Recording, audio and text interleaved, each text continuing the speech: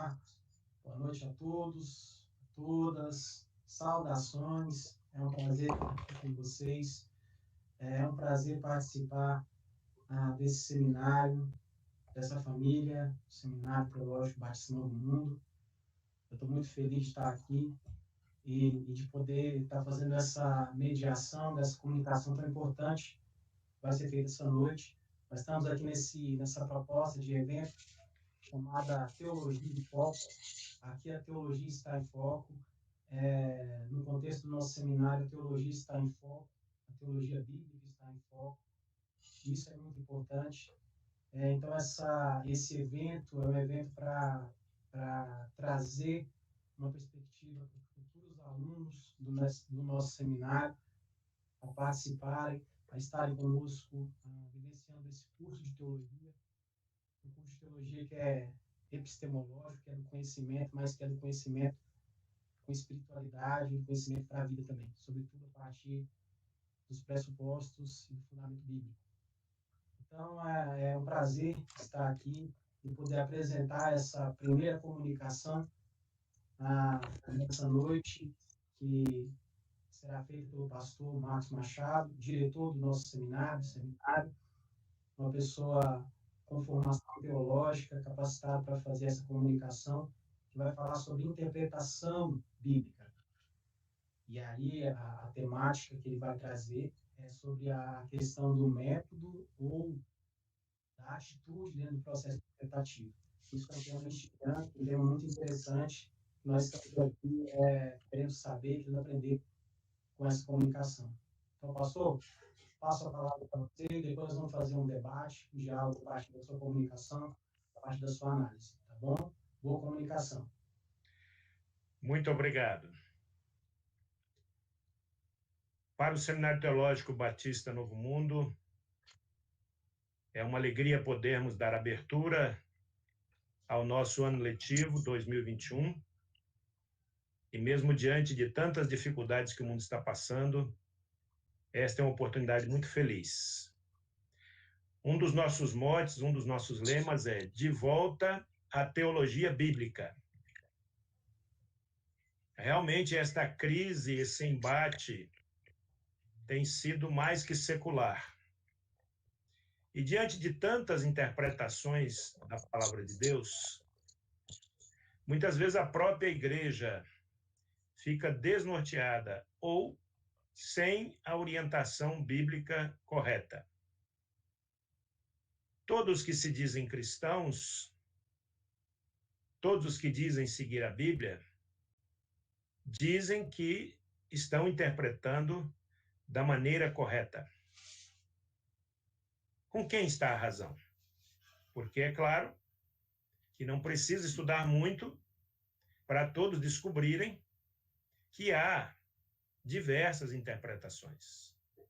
Não há uma unidade de interpretação e de prática. E muitas vezes a prática é muito prejudicada exatamente por causa de uma interpretação não muito lúcida, podemos dizer, não muito bíblica. Mas, assim como ninguém mais pode tomar para si a Bíblia é a palavra de Deus, e nós ficamos muitas vezes como que no meio de um tiroteio, como que vamos saber então? Então hoje nós daremos uma introdução a um tema que é muito importante, que interpretação não é meramente você ler o texto e sair dizendo o que pensa. Nós usamos a expressão o que eu acho. A doutrina do achismo não cabe dentro da Bíblia.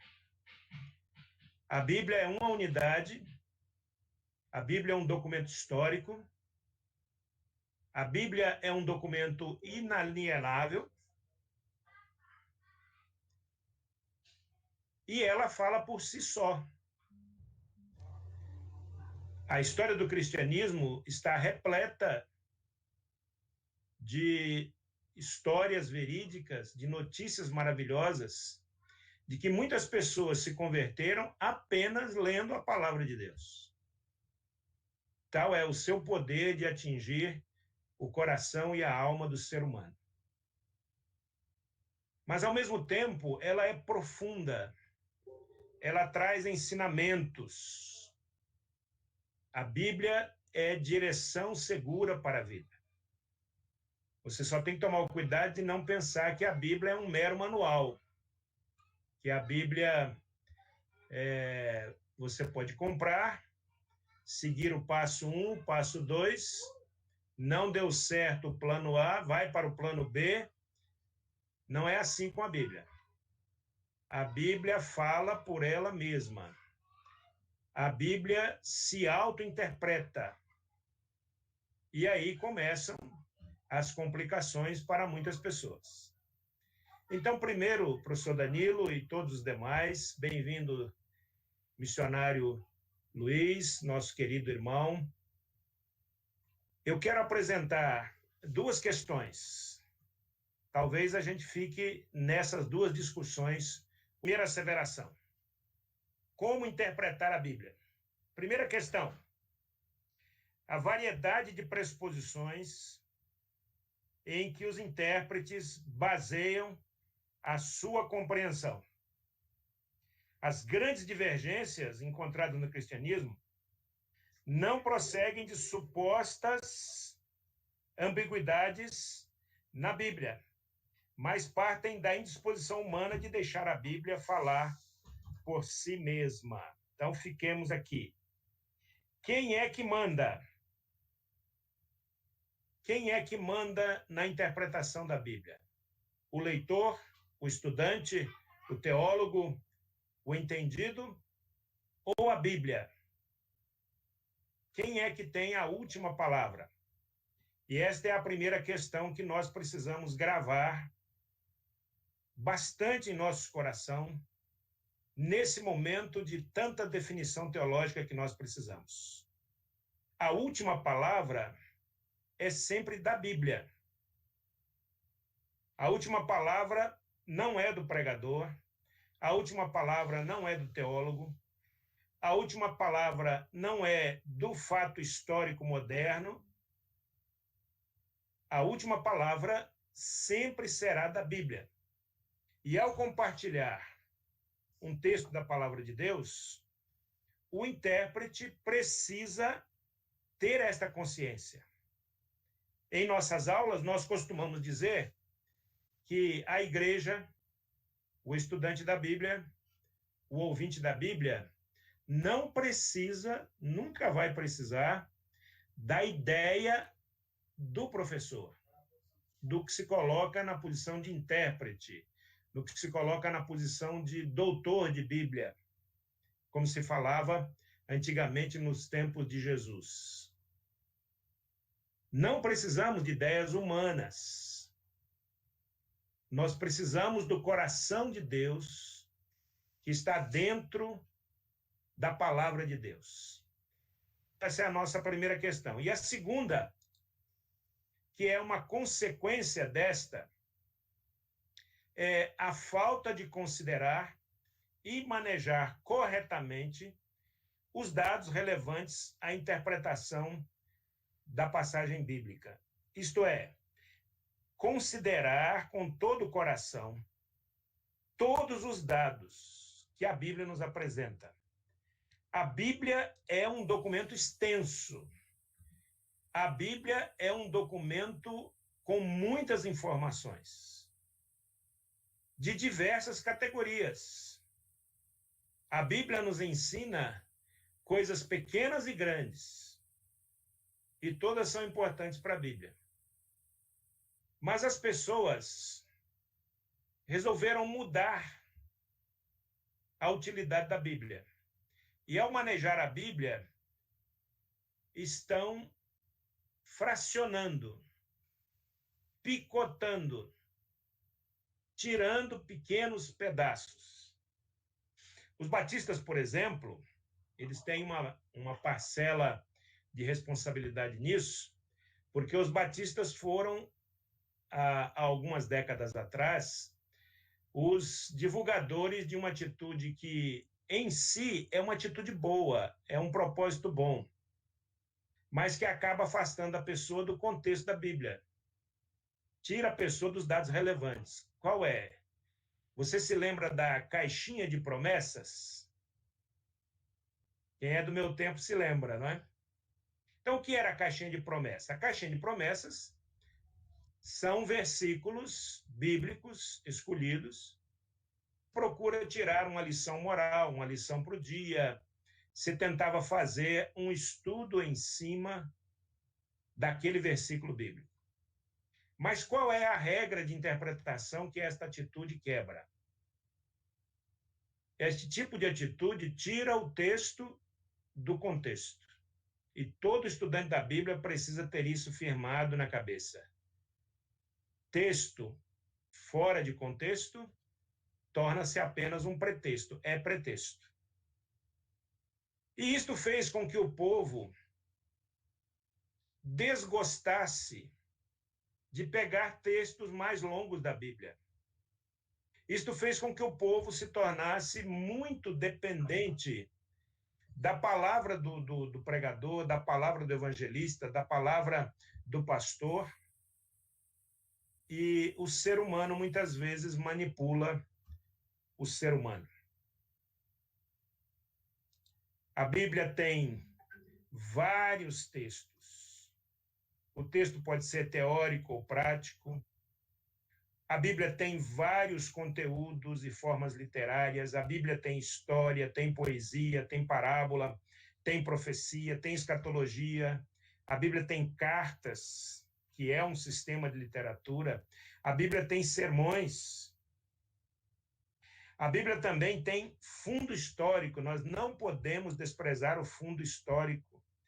A Bíblia primeiro foi escrita a um determinado povo, a um determinado grupo, a determinadas pessoas. Deus usou autores, Deus preparou e usou autores. A Bíblia foi escrita num lugar físico, numa data. A Bíblia teve leitores iniciais, em condições sociais muitas vezes adversas da nossa, em situações religiosas adversas da nossa. E a Bíblia também, além do fundo histórico, tem um fundo geográfico, que é muito importante também. Todos esses cuidados, o estudante da Bíblia precisa ter. Ele vai conseguir fazer isso tudo uma vez? Não. Propomos a estudar a Bíblia indutivamente. A Bíblia é tão interessante que você pegando um livro da Bíblia para estudar, você pode ganhar traquejo, você pode ganhar experiência, você pode melhorar a sua abordagem bíblica, se detendo por um tempo. Isto vai lhe capacitar a aprender a amar também os demais livros da Bíblia. Então, recapitulando, professor Danilo, nossa primeira questão: como interpretar a Bíblia? Como fugir das diversas pressuposições? Como fugir das divergências? E a segunda, que é exatamente aprender a manejar a Bíblia, como a Bíblia é. Estamos prontos a ouvir os irmãos.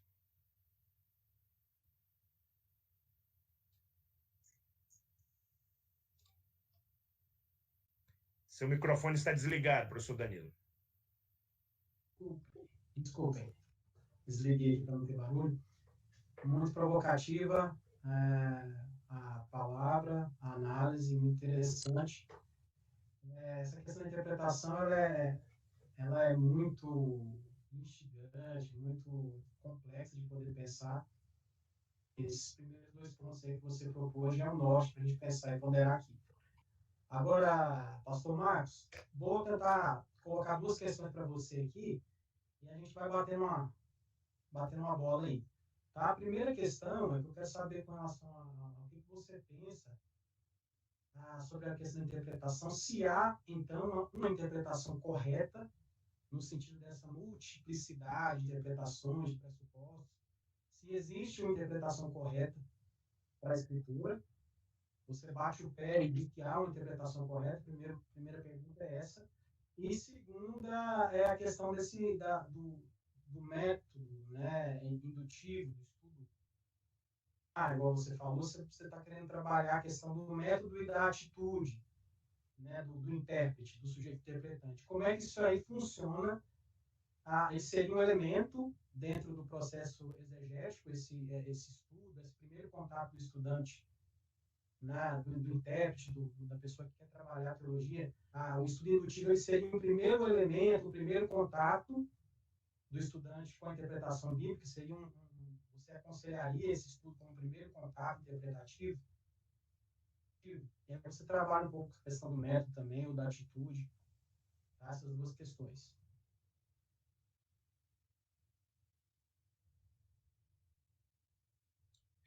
Quase a totalidade da resposta já está na sua pergunta, muito bem elaborada. Um dos nossos grandes conflitos são exatamente os métodos.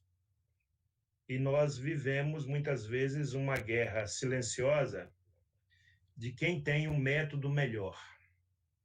Métodos, em sua maioria, eles são humanos. São olhares humanos sobre o texto. E, no nosso caso, muito importante, o texto sagrado.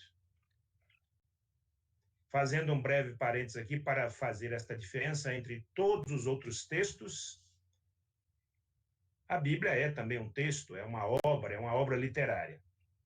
Mas tem aquela história muito interessante de uma irmã lá no interior da África, numa pequena aldeia, em que ela um dia saiu de casa cedinho, a aldeia pequena, todos se conheciam, e ela pegou a sua Bíblia e abriu a sua Bíblia sobre a sua cabeça, assim, mais alto do que a cabeça, a Bíblia aberta sobre a sua cabeça, e começou a passear pelas ruas daquela pequena aldeia, e os vizinhos, todos se conheciam, começaram a perguntar: o que aconteceu com ela? Está louca? Está com algum problema?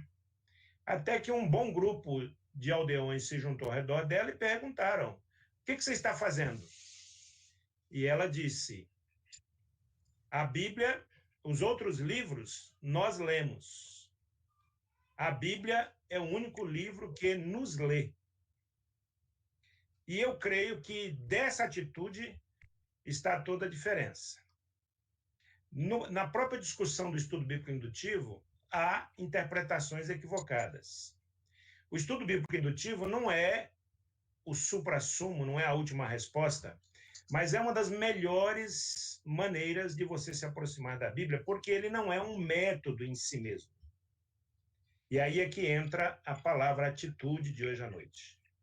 O estudo bíblico indutivo não se propõe a dar todas as chaves, a dar o mapa do tesouro. Você vê que muitas vezes uma pregação é assim: não, eu vou te ensinar o caminho do céu, não é assim? E o pregador quer em meia hora ensinar o caminho do céu para aquela pessoa. Talvez até consiga, mas não é a melhor maneira.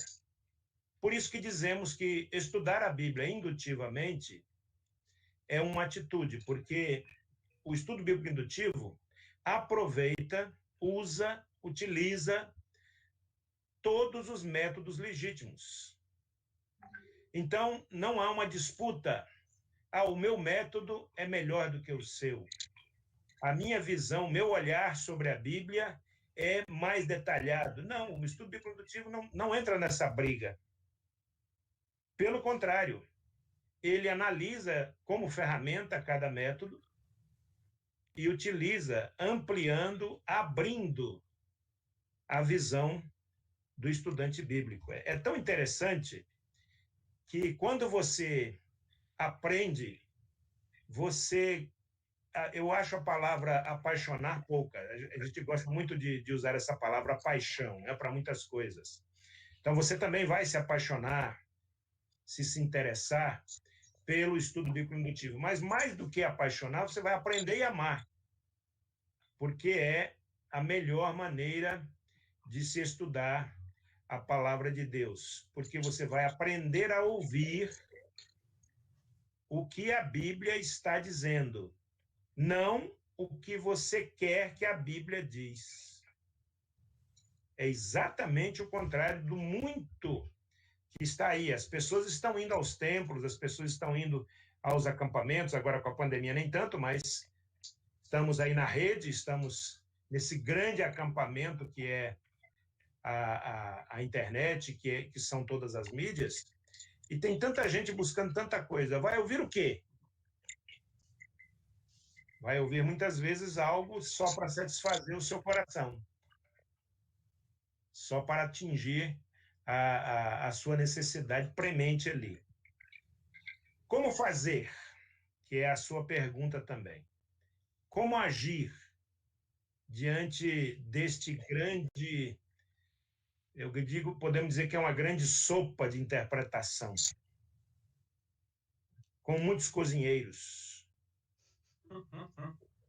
muitos cozinheiros. Como é que nós vamos chegar no ponto ideal de um alimento espiritual que vai alimentar a nossa alma, que vai fazer crescimento, edificação e vai gerar almas para Jesus? Vai levar a salvação às pessoas perdidas, apegando-se à Bíblia, e não a uma pequena ou mera interpretação de um ou de outro. Antes de lhe devolver a palavra, a gente precisa falar também da tendência, que eu considero até pecaminosa muitas vezes, de homens e mulheres se apegarem a um intérprete, de seguirem não a Bíblia, mas seguirem um intérprete da Bíblia. Isso é uma das coisas mais perigosas que há hoje no mundo cristão e no mundo de uma forma de... Porque o cristianismo ele tem que assolar o mundo no melhor sentido, né? Ele tem que abalar o mundo. Mas nós abalamos o mundo com a palavra. Sem a palavra, não abalamos. Ótimo. Esclarecedor. E aí eu tenho mais algumas ponderações. Você me fez pensar algumas coisas. Eu queria saber a sua opinião. Existe, pastor, então, dentro desse processo interpretativo, dessa sondagem, desse rastreamento todo aí que o estudo indutivo traz, a chamada intenção do autor do texto, né? Existe um sujeito carismático que recebeu, a partir de um fenômeno, né, divino, a orientação, a inspiração para poder escrever aqueles textos todos lá. Esse sujeito também é um sujeito interpretante, porque ele mesmo interpretou e decodificou isso. A ideia divina, né? A inspiração divina, o processo de decodificação, de cognição do fenômeno que acontece no próprio indivíduo escritor, o autor da Bíblia. Né? São seres humanos, são pessoas que Deus usou para escrever, que também são sujeitos interpretantes do seu tempo, da sua realidade, né? A partir dessa inspiração divina da revelação, que é o pressuposto básico, é o da revelação divina, né? Existe um processo de revelação, que Deus revela a sua vontade e a sua palavra ao ser humano, e ele vai decodificar toda a realidade, e aquilo ali é comunicação de Deus para o ser humano, é palavra divina. E aí eu quero saber, nesse processo de interpretação que você está falando aí, se existe a intenção do autor, se tem como a gente achar a intenção do autor, né? De qualquer texto que a gente vai interpretar. Você vai lá pegar abrir a Bíblia, você tem como encontrar essa intenção do autor, ou essa intenção do autor ela fica muito oculta, ou ela se perdeu ao longo dessa trajetória da própria confecção do texto, também da história. Ela se perdeu e a gente não consegue achar mais essa intenção do autor. O fio soltou, né? Soltou o fio da questão da estruturação da Bíblia e não tem como a gente achar mais. Como é que é essa questão da intenção do autor, pastor?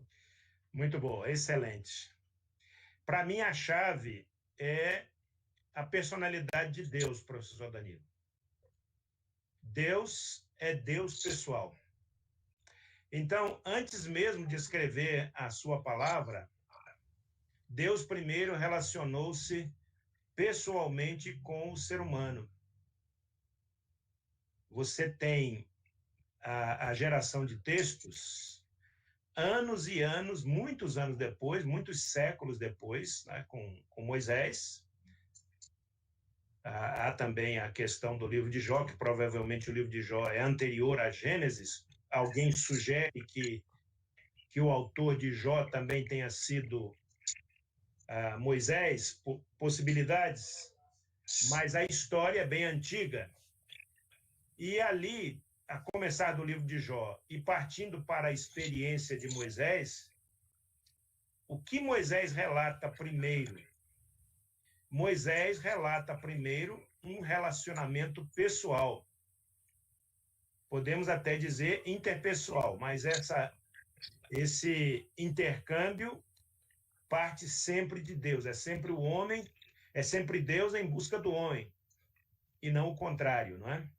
Então, ao Deus se identificar pessoalmente com um ser humano e prepará-lo, novamente pegando a experiência de Moisés, Moisés foi preparado por Deus durante 80 anos.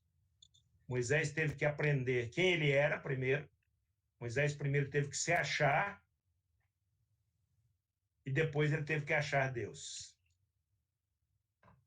E olha que Moisés era um camarada complicado, né? E Deus tomou conta dele. Na chamada de Moisés, ali com 80 anos, Moisés conseguiu irritar Deus. Vá lá na Bíblia, todos que puderem ir, e fica claro lá que se Moisés instigasse a Deus mais um pouquinho, Deus até iria matá-lo. Mas isso também é para mostrar o quanto Deus é uma pessoa e o quanto Deus nos ama. E Moisés fugindo da responsabilidade e Deus dizendo, não, você pode, você faz. Quando ele disse que não podia falar, então Deus disse, eu vou te dar uma boca. Seu irmão vai ser sua boca. E aí, então, ele foi. Mas, para mim, dentro dessa questão tão importante que você colocou, a Bíblia é um livro pessoal. Por maior que ele seja um documento a ser interpretado, ele fala profundamente à nossa personalidade. Ele fala profundamente, a Bíblia fala profundamente ao nosso coração. E mais, a Bíblia nos revela, mexe conosco. Então, isso nos dá condições de melhorar a nossa interpretação, desde que queiramos. Muito bom. A gente vai falando, a gente vai pensando, né? E eu estou aqui pensando sobre essa questão né? Qual que é a linha, pastor, com relação ao estudo devocional da Escritura, né? Entendendo toda essa questão de que Deus fala, Deus é um Deus pessoal, Deus que se revela pessoalmente a partir dos antigos, lá, Moisés, Abraão, antes, né? E os apóstolos e tudo mais, e nós hoje aqui, dentro dessa natureza dinâmica, desse salto, né, de lá para cá.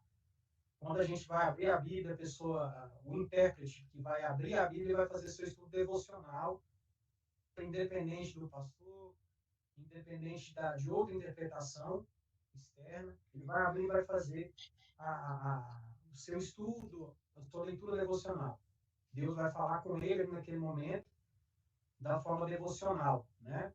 Como é que esse estudo, qual a diferença? Existe uma diferença desse estudo devocional das Escrituras e do estudo indutivo, né? Dessa investigação indutiva? Qual se há diferença? Qual seria a diferença? Ou a interpretação seria o mesmo ou não dentro dessas duas realidades de interpretação? Como é que funciona isso aí, ao seu ver? Excelente. Eu não vejo diferença, desde que se aprenda, né? Desde que se aproxime da palavra de Deus. Porque aí a questão levantada por você agora é a questão de método. O devocional, muitas vezes, tornou-se um método. E o método, ele separa, ele limita, ele determina território. Então, muita gente tem um engano quando é colocado para ele assim, você tem que ler tantos capítulos ou tantos versículos da Bíblia e tem que orar tantas horas. Então, para muitas pessoas, isto é um devocional. Eu vou dizer que esta pessoa está errada? Não. Porque entra na questão anterior que eu coloquei da pessoalidade, do relacionamento pessoal.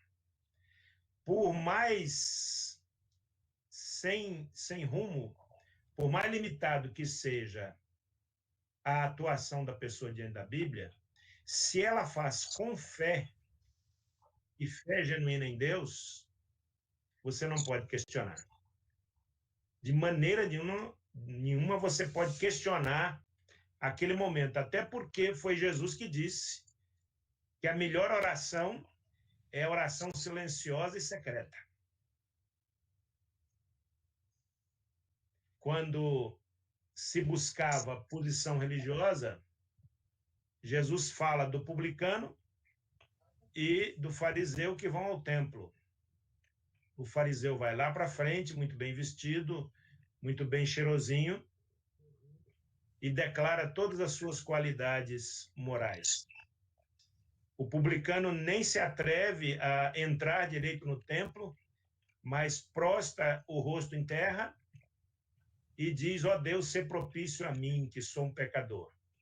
Então Jesus diz: o publicano saiu justificado e o fariseu não. Então, professor Danilo, eu respondo à questão colocada, primeiro dizendo, não faz diferença. O seu devocional precisa ser interpretativo também. E o estudo bíblico indutivo vai te ajudar muito no seu devocional.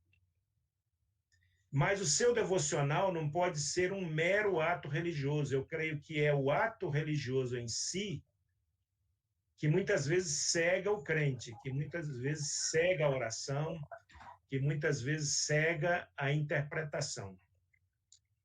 Quando a pessoa vê até um misticismo, um poder no papel e na tinta que não existe. Muita gente coloca a Bíblia na cabeça para orar como se isso fosse um ato religioso. E não é, isso não vai resolver nada. A Bíblia tem que estar no coração. Então, a Bíblia não é física. A Bíblia é espiritual. E ela tem que entrar na nossa mente e descer até o nosso coração. E aprendendo a estudar a Bíblia desta maneira, aprendendo a ter atitude diante da Bíblia, você aprende também a fugir dos estereótipos. Você aprende a fugir desses pacotes prontos. O cristianismo hoje está cheio desses pacotes prontos. Faça isso, declare aquilo, compre isto, passe tal óleo e então tudo vai ser resolvido. É preciso fugir disso. Muito bom.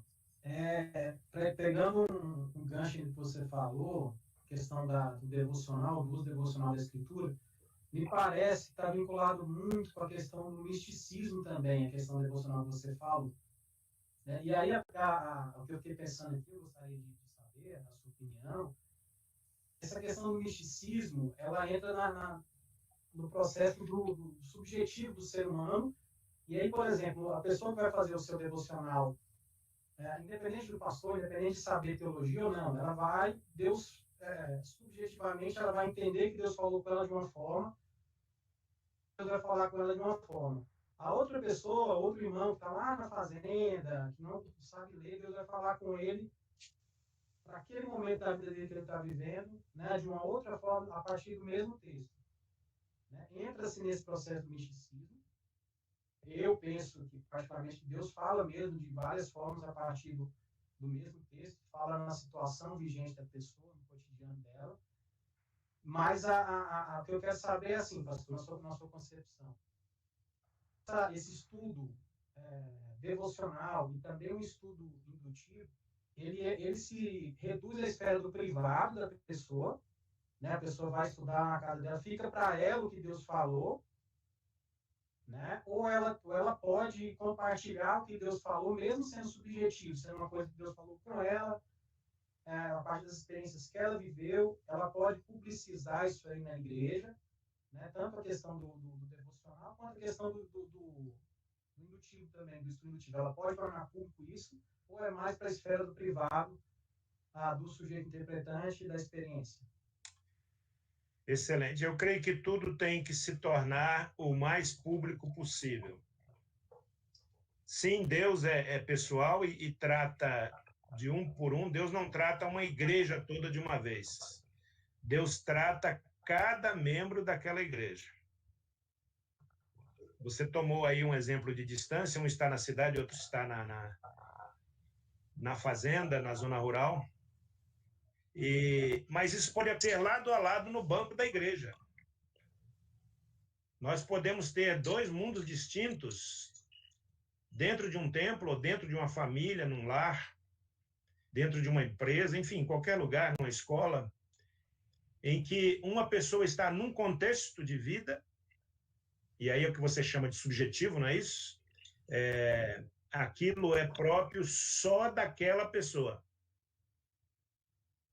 Nada tem a ver com experiência. Eu estou lendo toda a coleção daquele trabalho fenomenal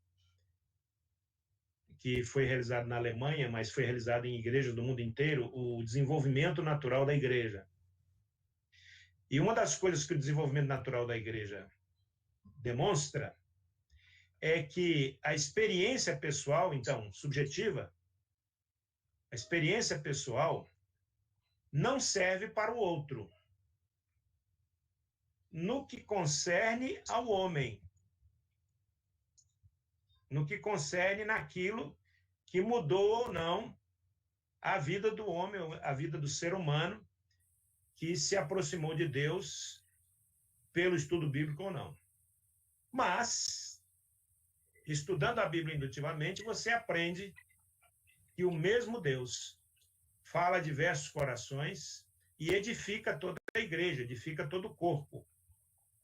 Então, o que você deve fazer? Bom, minha experiência não vale, a minha experiência humana, mas o meu contato pessoal com Deus vale, ensina, é testemunho e incentiva outros.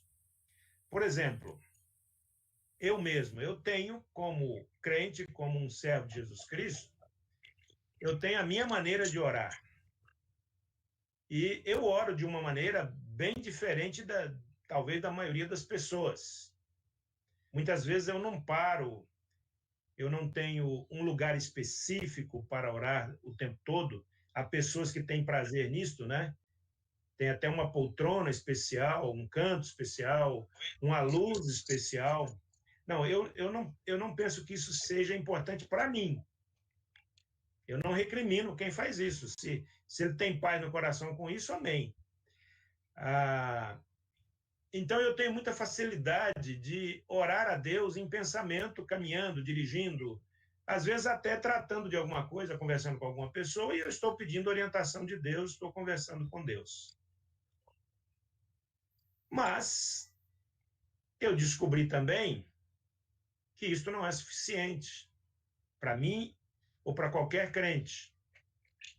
Então, eu aprendi muito com pessoas que têm outras maneiras de orar, de fazer o seu devocional e de parar tudo para poder buscar a Deus. Um exemplo antigo que impactou a minha vida é o exemplo de Martinho Lutero. Lutero tinha por método de vida orar a Deus 2 horas todos os dias, nos dias normais. Nos dias que ele tinha muita coisa para fazer, ele orava 4 horas.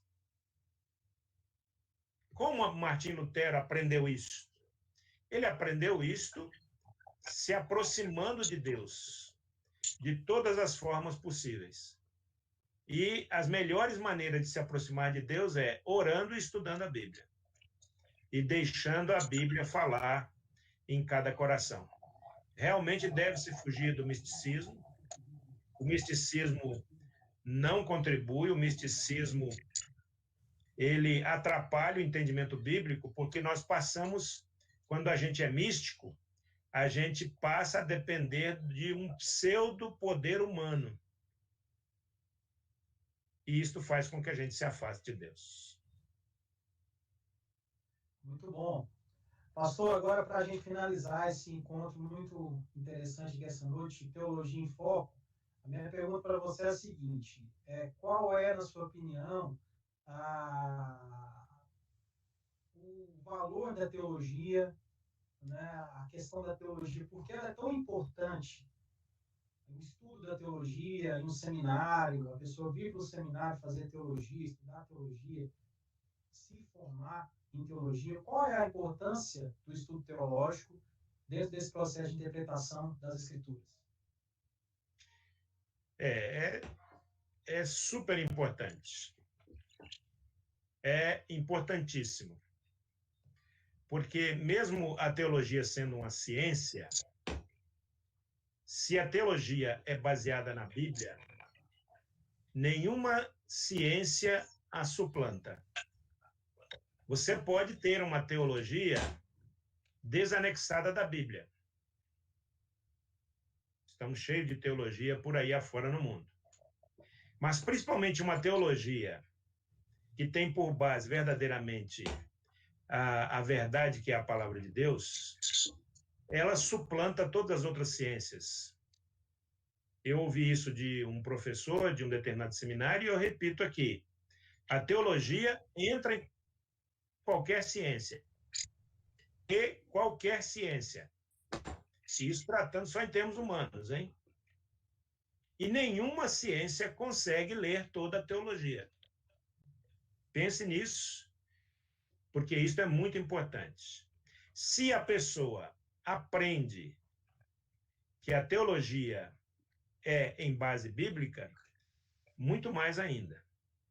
Mas eu vou tomar por base, ao você fazer a pergunta, você me fez lembrar uma das nossas aulas com os nossos queridos alunos na turma anterior, e quando eles tinham que estudar hermenêutica, e estudar textos antigos, e estudar filósofos, interpretadores, e cada filósofo usa da sua maneira, e muitos ficavam nervosos, não é? Acho que você mesmo fez alguns ficarem nervosos.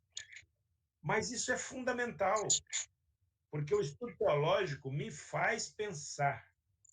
O estudo teológico me ensina a pensar. E eu digo mais, muito mais importante do que pensar e falar, o estudo teológico também me ensina a ouvir.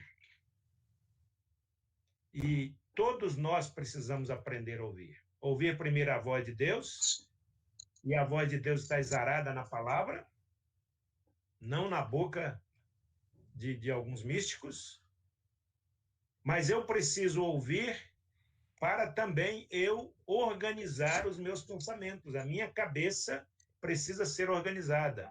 Nós recebemos bombardeamento de informações o tempo inteiro, de todas as maneiras.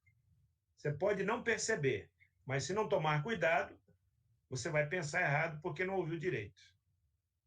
Então, sim, o estudo teológico é muito importante, e quem quer dirigir as estruturas do reino de Deus, ele precisa do preparo teológico.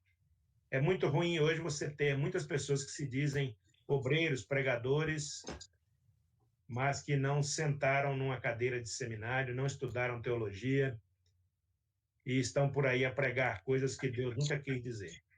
Não é verdade? Muito bom. Nós estamos chegando no final aqui do nosso encontro, Teologia em Foco. Nós agradecemos a presença de todo mundo, de vocês também que estão assistindo aí pelo YouTube, pelas mídias sociais, o material que está disponibilizado aí para vocês. Nós vamos continuar fazendo outros encontros nas próximas semanas, fiquem ligados. Essa noite com o pastor Marcos, com o Luiz. É um prazer muito grande. E a gente vai continuar, e faça teologia o pastor Inário com as palavras finais para encerrar suas últimas considerações e encerrar o nosso encontro. Que Deus te abençoe, que Deus te guarde. Muito obrigado ao irmão, nosso mestre aí da mídia, irmão Luiz Fernando, sempre disposto, sempre atuante, nos ajudou muito nesta noite. Professor Danilo, foi um grande prazer encontrar com o irmão aqui. Parabéns pelo novo livro e que Deus ainda o use muito mais. Missionário Luiz, Deus o abençoe.